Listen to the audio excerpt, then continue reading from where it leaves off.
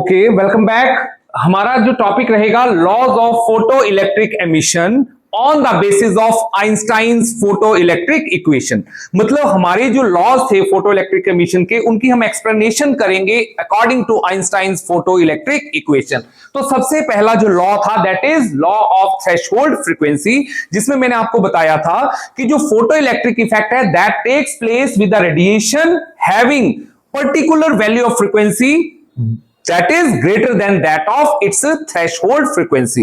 मतलब हमारा जो मेटल सरफेस है वो तभी रिस्पॉन्ड करेगा रेडिएशन को जब आने वाली रेडिएशन की फ्रीक्वेंसी जो होगी that is greater than that of minimum value, threshold value, जो कि किसके बराबर होती है, उसके वर्क फंक्शन के बराबर होती है। मींस रेडिएशन जो है उसकी फ्रीक्वेंसी जो है वो वर्क फंक्शन ऑफ मेटल से हमेशा क्या होनी चाहिए, ज्यादा होनी चाहिए। अगर उससे कम होगी तो ना हमारा इलेक्ट्रॉन जो है वो फ्री होगा, ना ही इलेक्ट्रॉन बाहर मेटल सरफेस को निकलेगा। तो हम उसको कैसे एक्सप्लेन करेंगे with the help of Einstein's equation. तो सबसे पहले मैं आइंस्टाइन्स फोटो इलेक्ट्रिक इक्वेशन लिखता हूं, half m v maximum square equals to h mu minus mu naught. अब देखो, लेट अस सपोज मैं ये मान लूं कि जो हमारी रेडिएशन है उसकी फ्रीक्वेंसी जो है लेस देन म्यू नॉट है। मतलब जो फ्रीक्वेंसी है रेडिएशन की that is less than mu naught, मतलब थ्रेशोल्ड फ्रीक्वेंसी से क्या है, कम। तब मुझे बताओ, अगर म्यू माइनस म्यू नॉट हम लेंगे तो ये टर्म क्या हो जाएगी, नेगेटिव। क्यों? क्योंकि म्यू छोटा है, म्यू नॉट क्या है, बड़ा, और म्यू नॉट के साथ कौन सा साइन लगा है, माइनस। तो इसका मतलब हमारा जो ये इक्वेशन है ऊपर वाला, इसके अकॉर्डिंग आपकी जो काइनेटिक एनर्जी है दैट बिकम्स नेगेटिव, बिकॉज आपका यहां पे because mu minus mu not किसके बराबर हो जाएगा, नेगेटिव। और कैसा कभी हो सकता है kinetic energy negative? Energy can never be negative, मतलब नेगेटिव एनर्जी पॉसिबल ही नहीं होती है। तो इसका मतलब हमारा जो ये लॉ है थ्रेशोल्ड फ्रीक्वेंसी वाला तभी होल्ड करेगा जब आपकी फ्रीक्वेंसी म्यू जो होगी that must be greater then mu naught. And this is the first law of photo electric emission, जिसको कि हमने बोला था लॉ ऑफ थ्रेशोल्ड फ्रीक्वेंसी। ठीक है बेटा। अब नेक्स्ट हमारा जो लॉ है वो है law of effect of intensity. मतलब हमारा इंटेंसिटी के ऊपर क्या इफेक्ट होता है, जैसे हम इंटेंसिटी को बढ़ाएं तो सेकंड हम लेंगे एक्सप्लेनेशन ऑफ इंटेंसिटी। तो सिंपल वर्ड्स में इंटेंसिटी क्या होता है, दैट इज नंबर। तो सिंपल है कि intensity means number of photons. मतलब आप अगर रेडिएशन की इंटेंसिटी बढ़ाएंगे तो सिंपली क्या इंक्रीज होगा, नंबर ऑफ फोटॉन्स। और आपको पता है कि एक फोटोन एक इलेक्ट्रॉन को इजेक्ट करता है, हमेशा एक फोटोन एक इलेक्ट्रॉन को ही इजेक्ट करेगा। तो as the number of photons increases the number of electrons या photo electron increases, but the condition वो वाली जरूर लगेगी कि frequency of radiation must be greater than that of threshold frequency.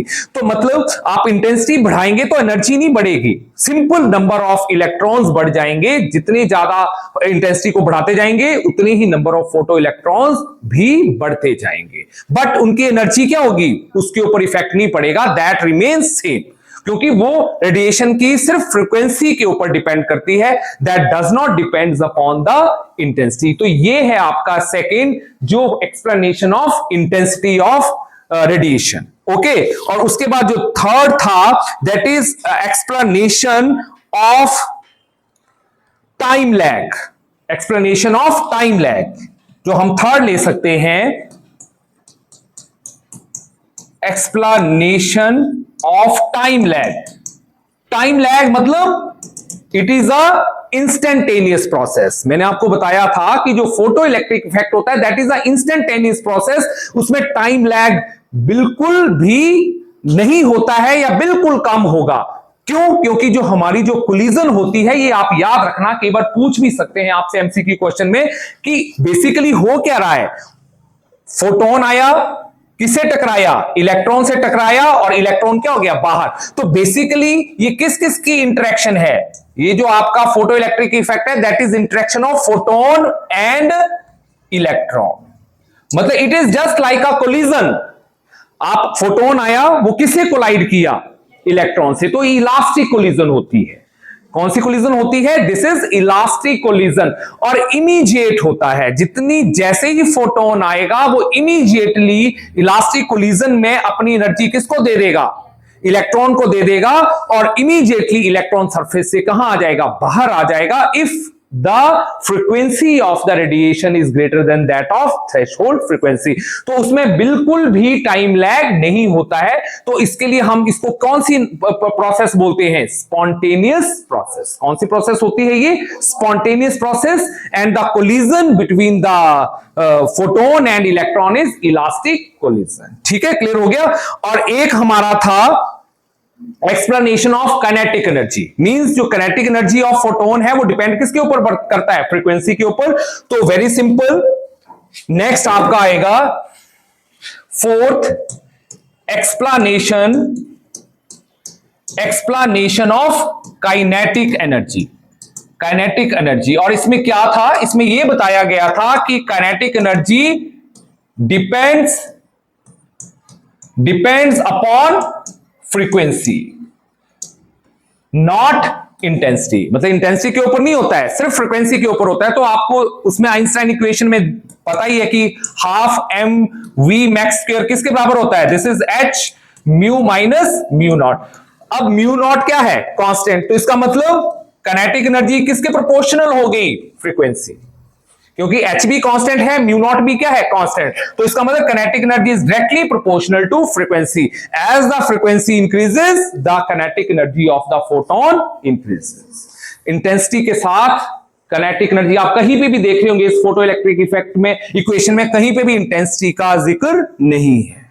तो इसका मतलब kinetic energy depends upon frequency, number of photo electron depends upon intensity. तो ये हैं हमारे laws of photo electric emission on the basis of Einstein's photo electric equation. Subscribe and share for more amazing physics content, and press the bell icon to never miss an update.